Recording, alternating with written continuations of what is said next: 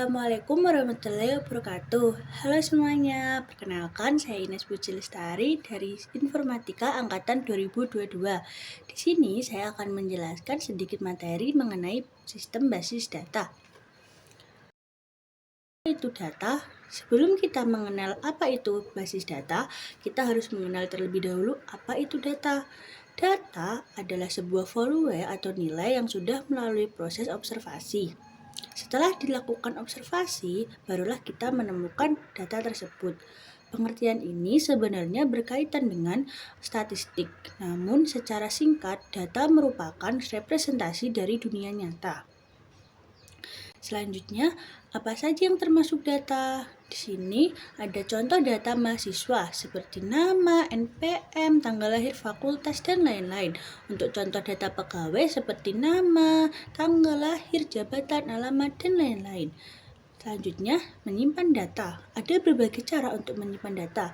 Pertama, kita bisa menyimpannya dalam bentuk tulisan di notepad atau catatan. Misalnya, mencatat nama di sebuah buku catatan itu juga termasuk data loh. Kedua, kita bisa menyimpan data dalam format tabel, seperti di Microsoft Excel. Atau lebih lanjut lagi, menggunakan Microsoft Access untuk mengelola data dengan lebih baik. Di sini kita menganalogikan basis data menjadi sebuah lemari arsip. Misalnya lemari biasa yang berisi banyak dokumen, dalam basis data terdapat banyak data penting di dalamnya, mirip seperti dokumen di dalam lemari arsip. Namun, ada beberapa masalah yang ditimbul jika kita menggunakan lemari arsip untuk menyimpan data. Masalah-masalah tersebut seperti 1. Kapasitas. Semakin banyak data, ruang penyimpanan akan semakin sempit. 2. Kecepatan. Ketika data semakin banyak, proses pencarian data bisa menjadi lambat. 3. Keamanan. Data dalam bentuk fisik rentan rusak atau hilang. 4. Duplikasi. Risiko terjadinya duplikasi data seperti dua mahasiswa dengan nama yang sama tetapi NPM berbeda. Nah, solusinya gimana nih? Solusi dengan basis data. Dengan menggunakan basis data nih, kita dapat mengatasi masalah-masalah tersebut. Berikut beberapa solusi yang ditawarkan. Seperti 1. Efisiensi ruang penyimpanan. Data disimpan di hard disk atau bahkan di cloud jika aplikasi sudah online, jika perlu lagi menggunakan ruang fisik. 2. Kecepatan dan kemudahan. Dengan basis data, akses data menjadi lebih cepat dan stabil, meskipun jumlah data terus bertambah. Selanjutnya untuk ketersediaan data. Dalam basis data, data lebih terjamin tersedia meskipun ada risiko kerusakan atau kehilangan. 4. Kelengkapan data. Basis data memungkinkan penyimpanan informasi lengkap.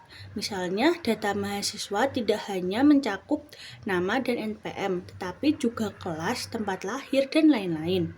5. Keamanan. Keamanan data semakin diperketat seiring perkembangan teknologi. Nah, lanjut Database Management System atau DBMS.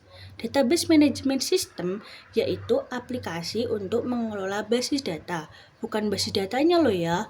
Seringkali ada kesalahpahaman nih mengenai istilah-istilah database. Misalnya, ketika mendengar istilah seperti MySQL Server, Oracle, Microsoft Access, MySQL, banyak yang mengira itu adalah database, padahal itu adalah contoh aplikasi yang disebutkan.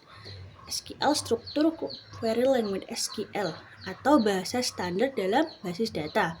Ada beberapa nih, ada DDL, SQL yang digunakan untuk mendefinisikan basis data. Kedua, DML yaitu SQL yang digunakan untuk mengakses dan mengolah data pada basis data.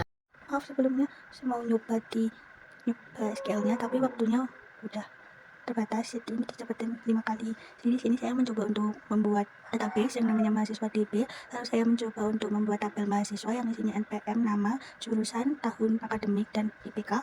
Lalu saya mencoba select tabelnya mahasiswa, lalu update untuk IPK, lalu delete isi tabel dari NPM-nya. Setelah itu saya drop lagi tabel mahasiswa. Itu adalah beberapa query yang saya coba. Terima kasih.